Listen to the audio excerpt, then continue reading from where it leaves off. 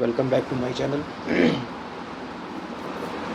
आज मैं BEd second semester का पीडियोलॉजी ऑफ सोशल साइंस के जो भी इम्पोर्टेंट क्वेश्चन है जो अब तक पूछे गए हैं, मैं उन 100 क्वेश्चनों का संग्रह आपके लिए लेके आया हूँ। चलिए शुरू करते हैं। पहले प्रश्न पे आ जाते हैं। पहला प्रश्न कह रहा है कि सामाजिक विज्ञान के अध्यापक का उद्देश्य क्या होना चाहिए।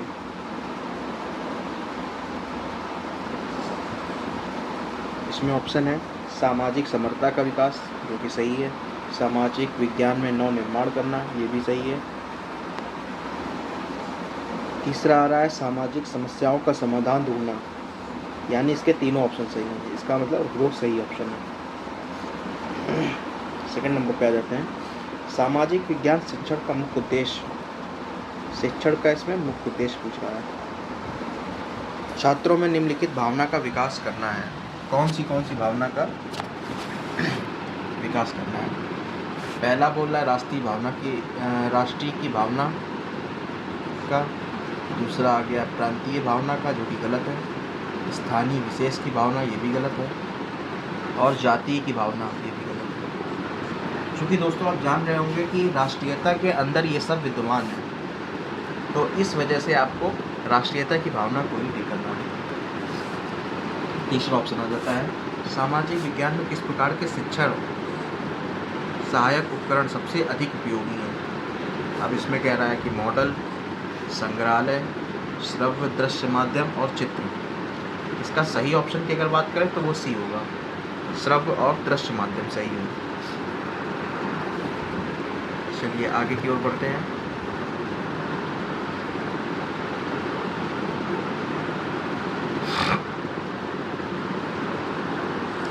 चौथे पे आ जाते हैं। कह रहा है कि सामाजिक विज्ञान शिक्षण की मुख्य समस्या है। पहला क्या है, परंपरागत शिक्षण पद्धतियाँ, सही है। पुस्तकालय सुविधा का अभाव, ये भी एकदम सही है। और सी ऑप्शन कह रहा है कि अप्रशिक्षित शिक्षक, ये भी सही है। इसका मतलब इसके चारों सही है। पांचवा ऑप्शन पे आ जाते हैं। पांचवें क्वेश्चन पे निम्नलिखित में से कौन सी शिक्षण विधि का उपयोग सामाजिक विज्ञान शिक्षण के अंतर्गत नहीं किया जा सकता है। शिक्षण विधि का उपयोग नहीं किया जा सकता। दोस्तों ध्यान देंगे कि नहीं लिखा है इसमें। पहला है ऑप्शन कहानी कथन विधि, परियोजना विधि, प्रयोगशाला विधि और व्याख्यान विधि। तो दोस्तों इसमें नहीं किया जा सकता है, तो प्रयोगशाला विधि नहीं होती है। इसमें किसी प्रकार की कोई लैब नहीं होती है। अगले क्वेश्चन पे आते हैं। निम्न में से किस अवस्था में बच्चे को समकालीन मुद्दों और समस्याओं से परिचित कराया जा सकता है। तो इसमें है प्राथमिक अवस्था, उच्च प्राथमिक अवस्था, या सी कह रहा है कि ए और बी, और डी कह रहा है इनमें से कोई नहीं। पहला ऑप्शन में है प्राथमिक अवस्था। क्वेश्चन को जब हम लोग एक बार दोबारा से देखते हैं। क्वेश्चन में कह रहा है कि निम्न में से किस अवस्था में बच्चे को समकालीन मुद्दों, अच्छा है, ठीक है, कह रहा है कि बच्चे को समकालीन मुद्दों और समस्याओं पर से परिचित कराया जा सकता है। तो देखिए प्राथमिक अवस्था में तो बच्चा इतना समझदार नहीं होता है, गलत हो गया। तो चूँकि ये गलत है, इस वजह से ये दोनों भी गलत हो गए, और ये भी ऑप्शन गलत है, इनमें से कोई नहीं। इसमें यही ऑप्शन सही है, उच्च प्राथमिक अवस्था वाला।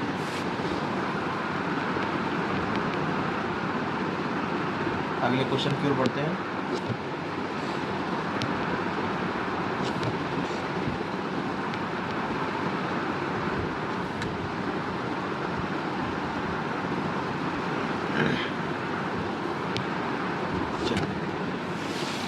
सूक्ष्म शिक्षण के उद्देश्य हैं। माइक्रो टीचिंग के उद्देश्य पूछ रहा है। टीचर प्रशिक्षु में नए कौशल का विकास करना, ठीक बात है। एक टीचर प्रशिक्षु को शिक्षण में विश्वास करने योग्य बनाना, ये भी सही है। एक टीचर प्रशिक्षु को कई शिक्षण कौशल में योग्य बनाना, ये भी सही है। इसका मतलब उपरोक्त सही ऑप्शन है। अगले क्वेश्चन पे आ जाते हैं। कौन सी शिक्षण विधि तर्क के सीखने का अवसर प्रदान करती है। पहली है कहानी विधि, ये गलत है, इसमें कहानी सुनाई जाती है। परियोजना विधि, व्याख्यान विधि, ये भी गलत है। तो इसका सही ऑप्शन है परियोजना विधि। परियोजना के माध्यम से ही सीखने का अवसर प्रदान होता है।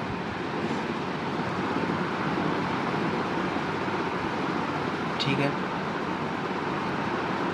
9वें पे आ जाते हैं। सामाजिक विज्ञान शिक्षण में परियोजना विधि के संदर्भ में कौन सा कथन सही नहीं है? यह उपयोगितावादी दृष्टिकोण से प्रेरित है, यह शिक्षार्थियों को खोजी बना देता है, यह पूर्ण रूपेण एक शिक्षण केंद्रित विधि है, यह स्वनिर्देशित क्रियाकलापों द्वारा अधिगम को मानती है। ये तो गलत है।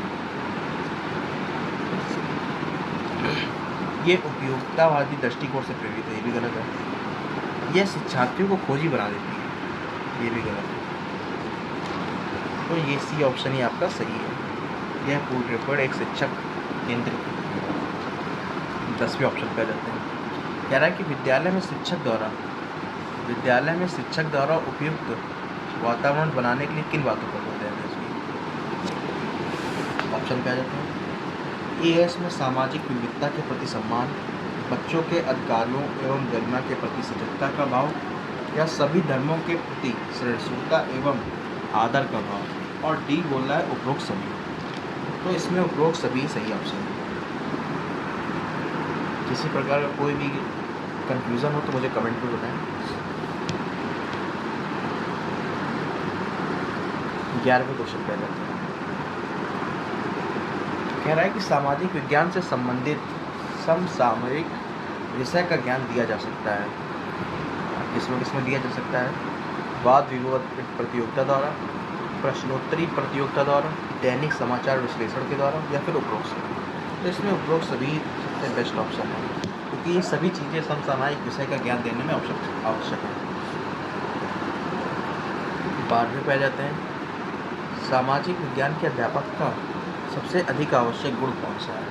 तो दोस्तों, सामाजिक विज्ञान के अध्यापक का सबसे अधिक आवश्यक गुण है अधिक शिक्षण डिग्री, व्यक्तित्व और इच्छा शक्ति, या फिर बच्चों की समझ। देखिए, अधिक शिक्षण डिग्री ये तो नहीं हो सकता है, व्यक्तित्व भी नहीं होगा, और इच्छा शक्ति। सबसे ज़्यादा इम्पोर्टेंट बच्चों की समझ ही है, क्योंकि अगर बच्चों की समझ नहीं होगी तो फिर ये सब कुछ भी हो, ये सब बेकार है। चलिए अगले क्वेश्चन के ऊपर आ जाते हैं। Question number 13। समाचार पत्र कैसी शिक्षण सामग्री है?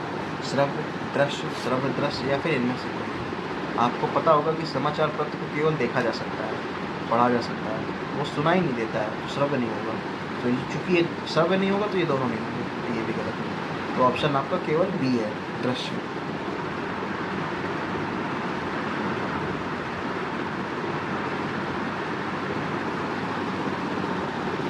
चलिए क्वेश्चन पे आगे बढ़ जाते हैं। सामाजिक विज्ञान में कौन सा TLM प्रयुक्त नहीं होता है? इस पे आ जाते हैं। चुंबकीय कंपास, सामाजिक विज्ञान में कंपास इम्पोर्टेंट होता है। ग्लोब, मानचित्र, नेपियर पट्टी का उपयोग नहीं होता है। नेपियर पट्टी गलत है, क्योंकि यहाँ पे पूछा गया है कि नहीं है, तो फिर ये सही है नेपियर पट्टी, क्योंकि ये नहीं होता। ये सब चीज़ों का प्रयोग करते हैं, लेकिन क्वेश्चन में नहीं पूछा गया, इसलिए ये सब गलत है।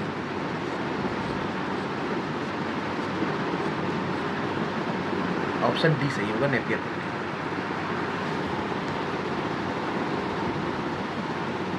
चलिए 15 नंबर पे आ जाते हैं। राष्ट्रीय स्तर पर विद्यालय शिक्षक के पाठ्यक्रम को तैयार करता है। NCERT के थ्रू करता है, आपको मालूम होगा कि NCERT के थ्रू करता है। सामाजिक विज्ञान शिक्षण में शिक्षक सहायक सामग्री का प्रयोग करता है। पाठ को लंबा करता है, गलत है। छात्र रोकने लगते हैं, ये भी गलत है। तो फिर सी ऑप्शन ही सही है कि दोनों कथन उसमें असत्य है।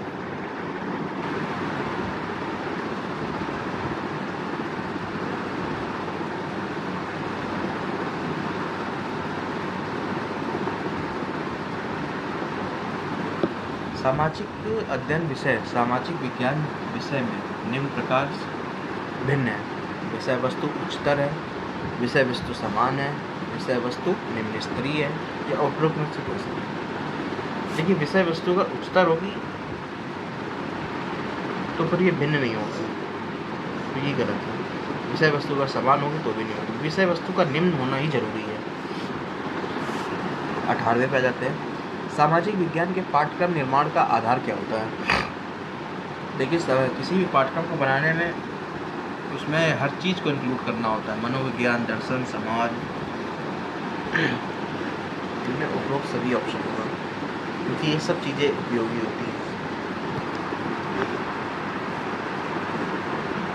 कह रहा है कि निम्न में से कौन सा पाठ्यक्रम का प्रकार नहीं है?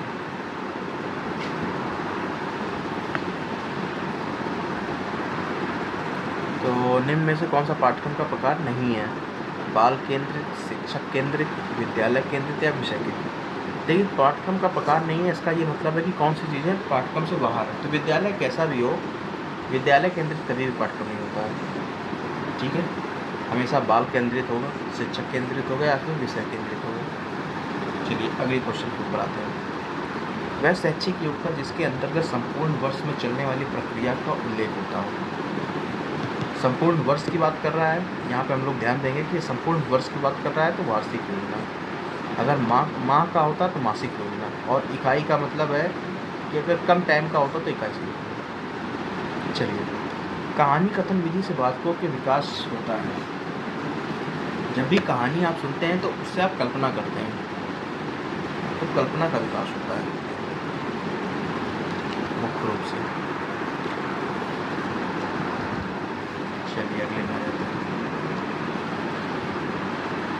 क्वेश्चन नंबर 22 कहता है कि निबंधात्मक प्रश्नों का प्रमुख गुण है अभिव्यक्ति की स्वतंत्रता, वस्तुनिष्ठता, विश्वसनीयता या व्यापकता। तो इसका होता है अभिव्यक्ति की स्वतंत्रता।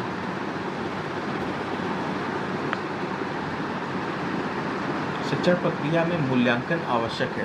पाठ्यक्रम में सुधार के लिए, छात्रों की उपलब्धि का स्तर जानने के लिए, शिक्षण कार्य में सुधार के लिए या फिर उपरोक्त, ये सभी कारण जो है मूल्यांकन में आवश्यक होते हैं, इसलिए इसका ऑप्शन होगा बी, उपरोक्त।